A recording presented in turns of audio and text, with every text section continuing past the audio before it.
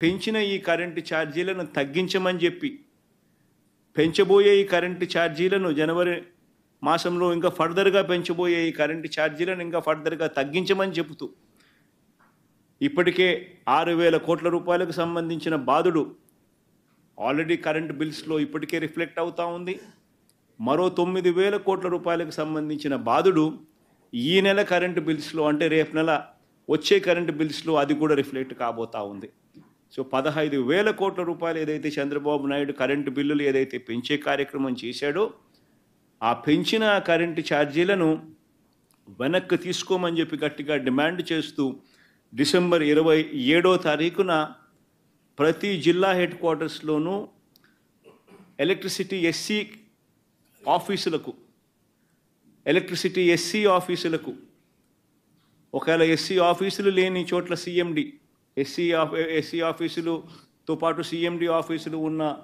ఉన్న కార్పొరేషన్స్ పరిధిలో ఏదైతే ఉంటాయో అక్కడ సిఎండి కార్యాలయాలు ఇక్కడ వైఎస్ఆర్సీపీ ప్రజల తరపున ప్రజలతో పాటు కలిసి భారీ ర్యాలీగా వెళ్ళి ప్రతి జిల్లాలోనూ వైఎస్ఆర్ కాంగ్రెస్ పార్టీ ప్రజల తరపున చంద్రబాబు నాయుడు గారి ప్రభుత్వాన్ని గట్టిగా డిమాండ్ చేస్తూ పెంచిన కరెంటు ఛార్జీలు ఉపసంహరించుకునేట్టుగా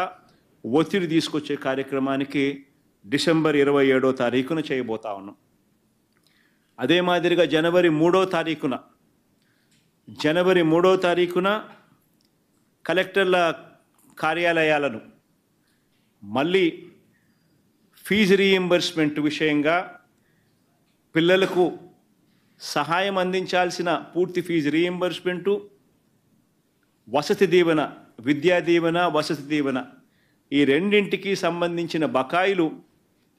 3,900 కోట్ల రూపాయలు ఏదైతే ఉన్నాయో చంద్రబాబు నాయుడు గారి ప్రభుత్వం ఏర్పడిన తర్వాత పూర్తిగా పిల్లలకు ఫీజులు కట్టకుండా బకాయిలుగా పెట్టిన నేపథ్యం. జనవరి, ఫిబ్రవరి, మార్చికి సంబంధించిన ఫీజులు ఏప్రిల్లో వెరిఫై చేసి మామూలుగా మే మాసంలో ఇవ్వాలి. చంద్రబాబు నాయుడు గారి ఎన్నిక మే 13వ తారీఖున జరిగింది. జూన్లో ఆయన ప్రమాణ స్వీకారం చేశాడు.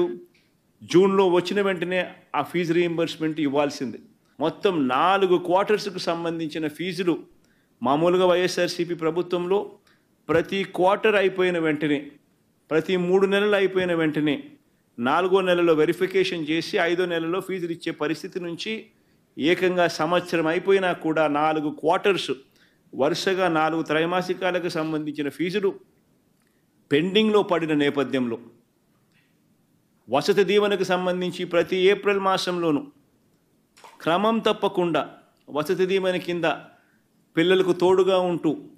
మరో 1,100 కోట్ల రూపాయలు వైఎస్ఆర్సీపీ ప్రభుత్వం క్రమం తప్పకుండా ఇస్తా ఉన్న నేపథ్యంలో అది ఇవ్వని చంద్రబాబు నాయుడు గారి ప్రభుత్వాన్ని గట్టిగా నిలదీస్తూ విద్యా దీవెన, వసతి దీవెనకు సంబంధించి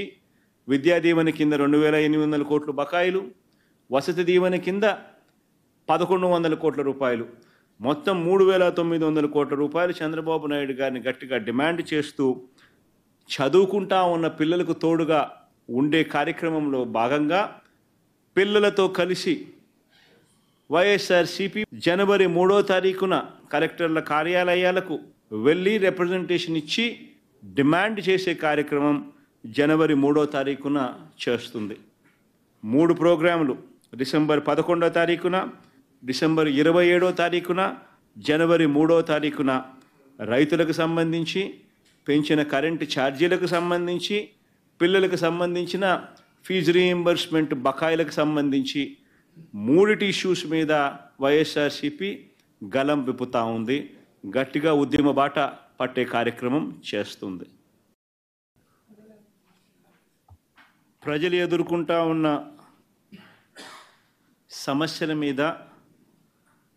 మరీ ముఖ్యంగా 3 ప్రధానమైన అంశాల మీద, రైతుల సమస్యల మీద, కరెంటు ఛార్జీల బాదుడి మీద, పిల్లలకు చదువు సంబంధించి ఫీజులు కట్టలేని పరిస్థితిలో ఉన్న పిల్లలు